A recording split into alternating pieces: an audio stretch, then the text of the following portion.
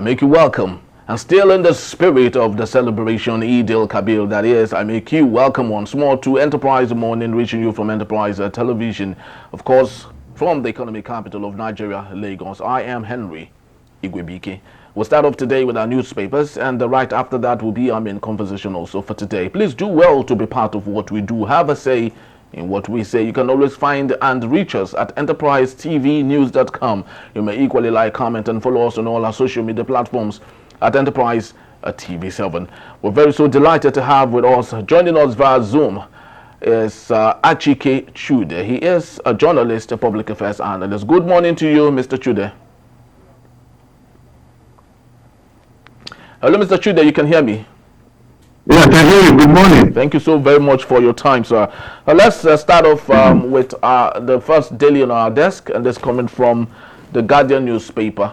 And we have a litany of interesting stories here.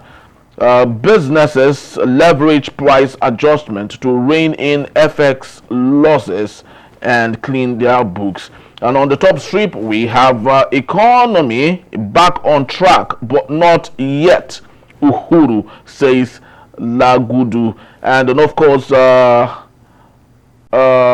12, Tinubu to address NAS, confers national honors on lawmakers. But our talking point for today, Mr. Chude, is Lagos politics. Of course, storm clear as Tinubu forgives Sanwo-Olu in gag brokered truth. I'd love you to speak to this matter. Of course, the skirmishes that happened is still very unclear. Nigerians are yet to understand the feud between Bola Ahmed Tinubu and his godson, Sanwo-Olu. I do not know if you have any detail that you would love to share with us before we get into if really Tinubu has forgiven him.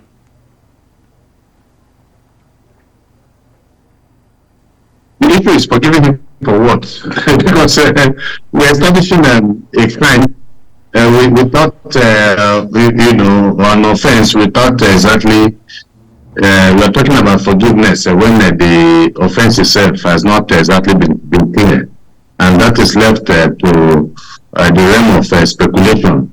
Obviously, a lot of things happen in politics, but one, currency that it's involved in all politics really is the issue of control, the issue of power, and of course, beneath that is the issue of control over finances, really, ultimately, because that's what politics is all about. It's about getting into power and then being able to harness or have access to resources for the purpose of either doing good or doing bad.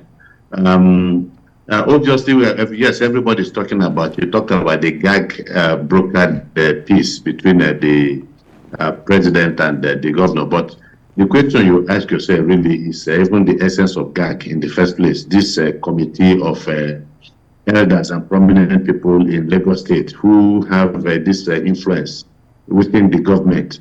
I'm not sure that when President Bola Ahmed Tinubu was in office that you had a gag that had the kind of influence that this gag has within Lagos State.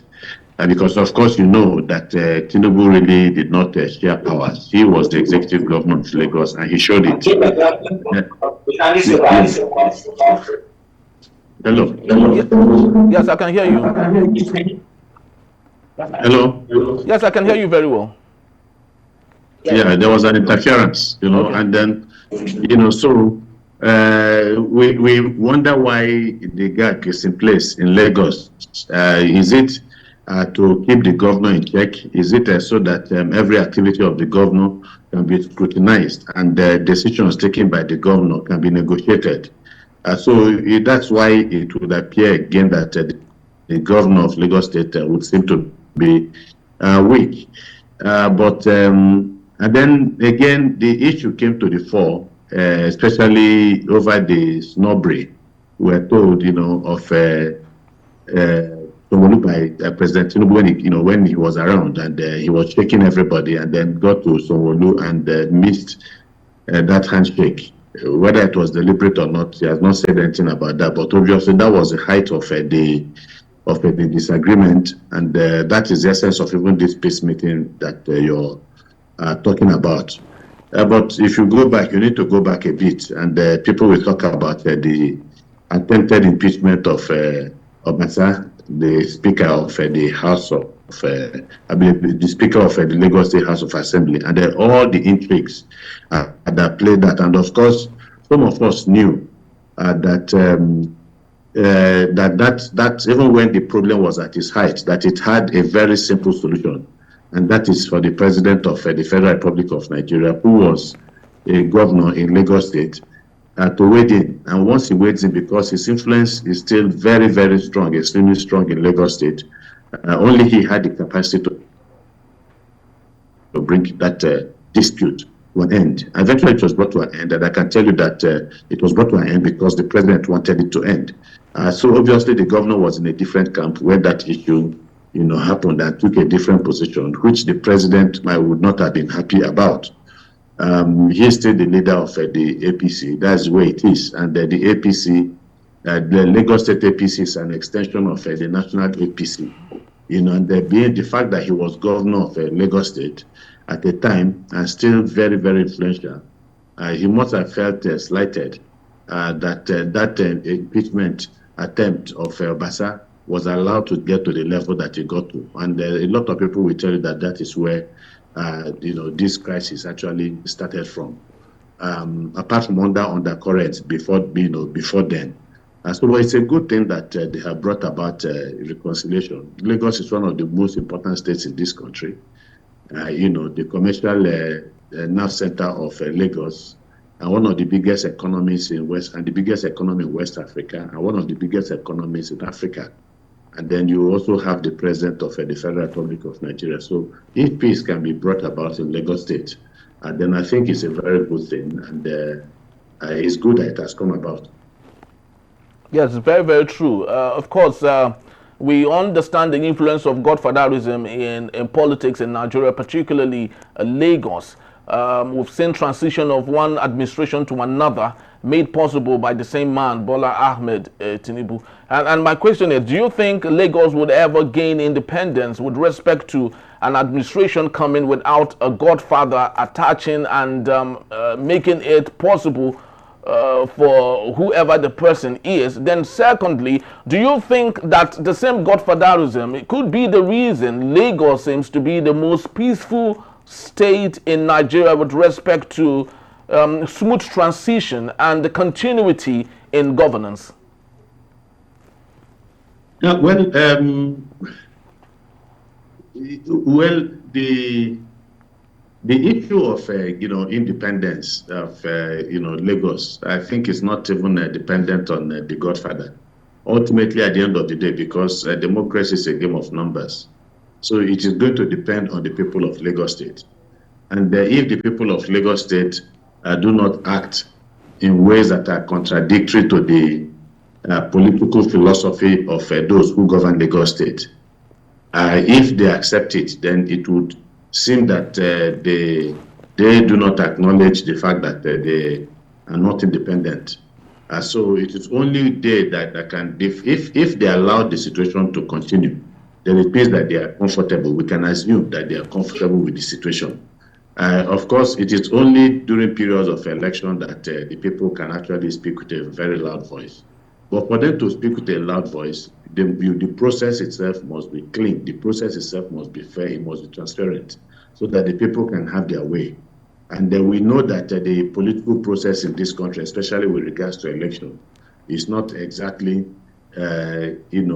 something that people can cheer about. There is a lot of contradiction, and so at the end of the day, when an election has been fought and lost and won, it leaves a sour taste in the mouth of people that the voice that the people have not spoken, and that is not a good thing. So one way of determining, whether Nigeria is a capital state, because people talk about state capital when they are talking about Nigeria in general. One way to ensure that is that elections, are done in such a way that the people are allowed to have a say. Once the people are allowed to have a say during an election, then it becomes very difficult for you to lay claim to the fact that, the state, has been captured. So that's one. Then the other one, the issue of the relative peace and stability in Lagos State. I'm not going to say it is because of smooth transition between a godfather and a godson. We saw what happened in Kwara State under Lawal.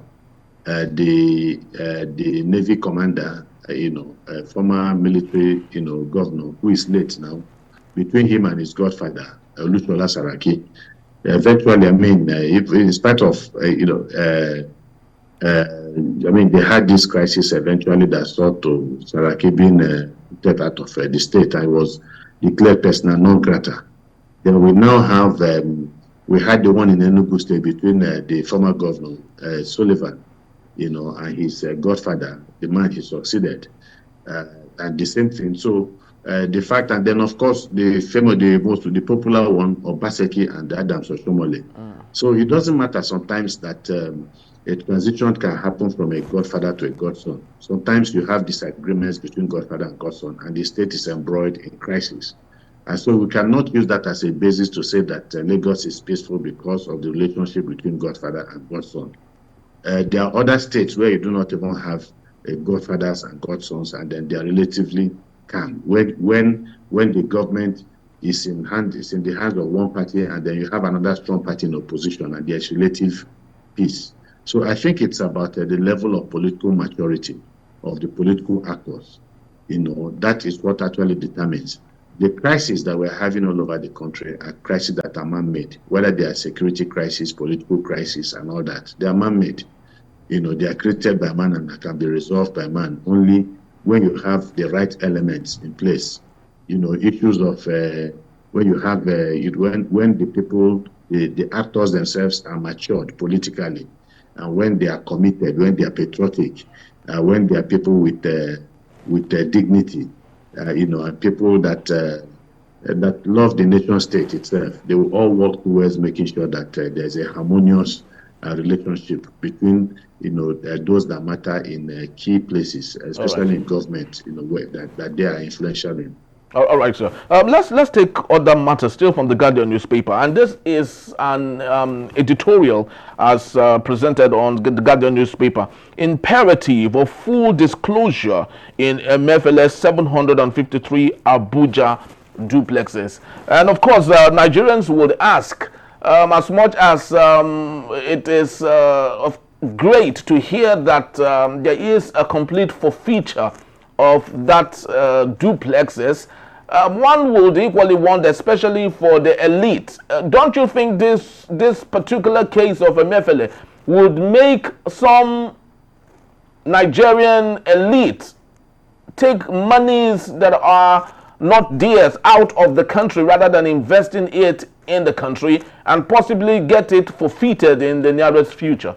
So what do you think is the complexity, the ins and the outs that goes with this particular case? Well, corruption is corruption. A thief is a thief. I'll put it that way. Whether you're stealing in the country and investing in the country, or you're stealing in the country and investing outside, I'm not sure that we should look for any form of justification. Though people can say, well, the man who steals internally and invests his money can provide jobs and create jobs for the people and all that. Yes. But still, if the law catches up with such a person, it's not going to take, I don't think that the law, should take that position that after all, he's stealing internally and then using it to create jobs for the people, because that job also, that theft that you have done also had negative consequences and perhaps led to the death of people, either as a result of medical infrastructure that was not in place, as a result of bad roads that people had to travel on and then died in the process because the roads were bad, and so many other things. So I don't think that one should use that as an excuse. And besides, if we make the argument that once you steal internally and then the monies are seized, that it is safer to steal and then store it abroad where they cannot be seized. But that's not true. We have seen, the quantum of money that have been recovered from government officials who stored this money outside the shores of this country. The notable example is the Abacha loot. A notable example is the Desiani, money recovered from Desiani, and so many other people. So the way the international community, financial community is configured now, it's configured in such a way that there is greater collaboration and cooperation among nations. You know, of course, some of the anti-corruption instruments that were set up in Nigeria, like the EFCC and then the ICPC, were all instruments of international desire and will, because of the danger of money laundering. You know, money is falling into the wrong hands, hands of terrorists. You know, so that is not any money that is stolen anywhere can be recovered if the government has a political will to do that, whether the money is stolen here or stolen there. But the theft by Emefiele also tells you, gives you a vivid reason why Nigeria is where Nigeria is, that one person could do this quantum of damage to the country. And that is what you see all over the country, you know. And I remember Ibrahim Babangida, former dictator Babangida, said that he was amazed that in spite of all of the corruption that's going on in this country, all of the burden that had been placed on the Nigerian state by kleptomaniacs and people who were trying to undermine the corruption, that he was amazed that this is many years ago, about 30 years ago, that Nigeria was still standing, Nigeria had not collapsed. So that tells you what can be done if all of these monies really cannot be utilized for proper, can be invested properly in this country. The country, I'm not sure, will be where it is right now. Very, very true. Because if one would, it's so very unfortunate that we still do not have a comprehensive data to say how much of loot has been taken out of this country, and if that should be converted to providing infrastructure and any other thing, I think it will go a very long way in taking Nigeria from the. But then, my brother, yeah, you're right. But then that is a challenge for all of us, especially us in the media. Yes. It is a challenge, maybe because don't forget the role of the media is to hold the leaders, political leaders, and the elites, to hold them accountable for what they do in the public space with public money, and so they are not going to do this accountability if they are guilty, if they are the ones that are putting, that are busy looting the treasury of the state and they're frittering our monies away, putting them in foreign accounts. They will not do that. They will not deliberately go out of their way to expose themselves. It is now the responsibility of the media, that it's also whose activity, whose activity. I mean, as an organization that is supposed to hold leaders accountable, is enshrined in the constitution of this country. It's only the profession that has a mention in the constitution of this country. That shows you the importance of the media, if their role is given due recognition by the Constitution. So I guess that if we don't have enough information about what is going on, about the consequences of some of the corruption that is going on and all of that, it is simply because the media still needs to do much more than it is doing now. Very, very true. Very so true. But let's go to the Daily Trust newspaper just before we call it a day on this particular segment. We have the big story here, 2027 division in Tinubu's base. I think you need to get the copy or to read that. It's a comprehensive story on what it seems to be a division in the base. But let's take a look at our talking point for today. ACF to President Bola Ahmed Tinubu prioritize governance over election. Mr. Chude, you would agree with me, it's actually very so laughable that we are still in 2025 with less than 2 years to go in the first term of Bola Tinubu's administration, and he and his team are already talking about 2027. We're not talking about Human Development Index. We're not talking about the economy. We're not talking about bringing back the middle class to what it should be, and we're talking about 2027. Don't you think it is the federal government under the administration of Bola Ahmed Tinubu losing focus and prioritizing its attention on the wrong part? Then we should call Jonathan Goodluck Ebele, a prophet, because this was exactly what he said about the nature of politics, especially in Nigeria. If you remember that debate, I mean, when he brought up that issue of a 6-year single-term presidency, it was because of this situation. And he was so right. He hit the nail on the head when he said that The only time the government is going to concentrate on governance is 2 years after it comes to power. Then from the second year, the government starts, the politicians start preparing for a second term. And that it is better for just have one single tenure of 6 years. Remove the extra 2 years for the second term, so that a man, when a president, somebody becomes president, he is there for just 6 years. He knows that after 6 years, he leaves. Therefore, he will spend his time, not seeking a second term, but trying to leave a legacy. And he was right, because I know that sometime, late last year or so, it became another issue in the country when they decided to debate it. Members of National Assembly, eventually they threw it away. But Jonathan was obviously a prophet when he made that statement. And, politicians are always the politicians, especially in our time. Their politics is more important than the economy. You should know that. In countries that have advanced, democratically, the economy has a way of determining the fate of politicians. But in Nigeria, it is the politics that determines the fate of politicians. And it's not just, you are talking about 2 years to go. When I was in Abuja, I came into Abuja about last year, sometime before the middle of last year. I was already seeing posters for 2027. Yes. So that's about a year into the administration. We're already seeing it.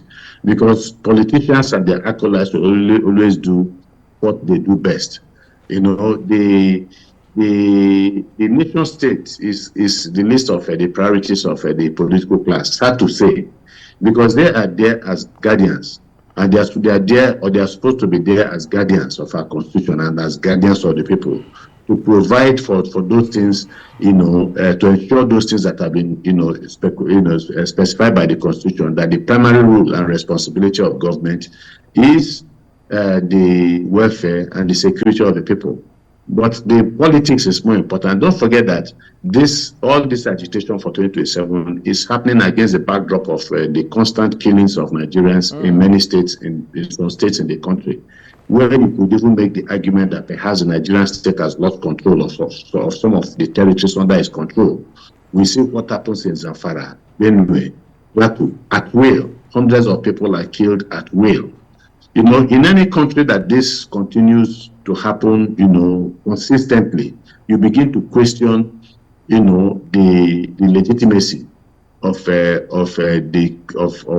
government that says that it is in charge, because these are things that try the credibility, of a government. A government has power, is giving power, to act on behalf of the people, to keep the people and their communities safe.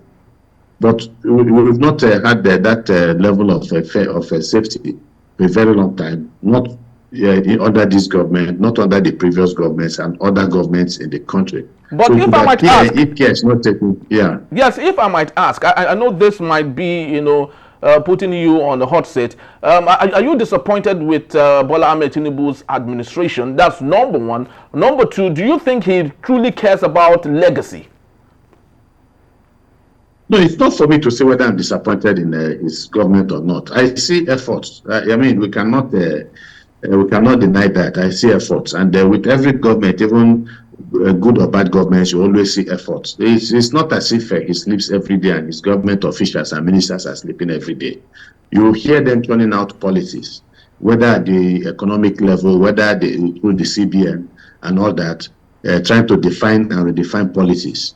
We see the intervention that they have made in the areas of palliatives. Whether the palliatives have been effective or not is a different ball game. But what I'm saying is that we are seeing motion, or movement.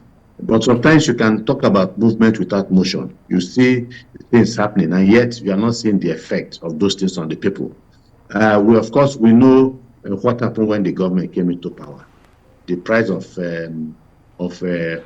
petroleum products, especially petrol and diesel, how it was jacked up, and then every other crisis in the country at the economic level began, and then inflation, the poverty in the country, and so many other things, consequences of that.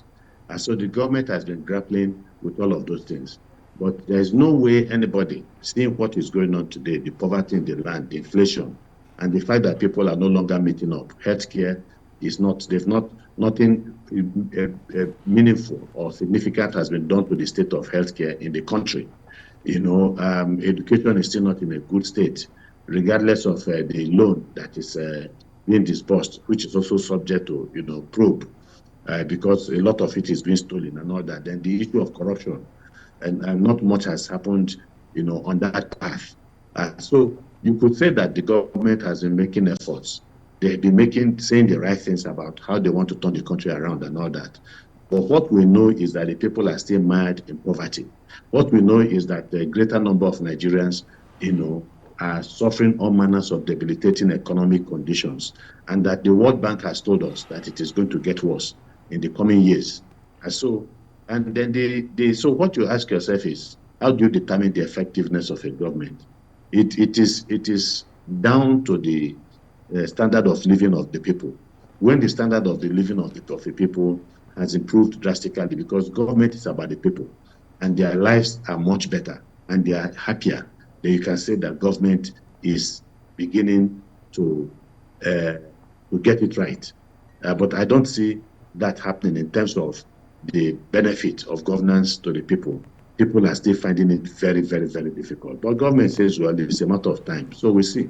All right, let's just believe and hope that things will turn around. It's been stated by that the economy is back on track, but not yet Uhuru.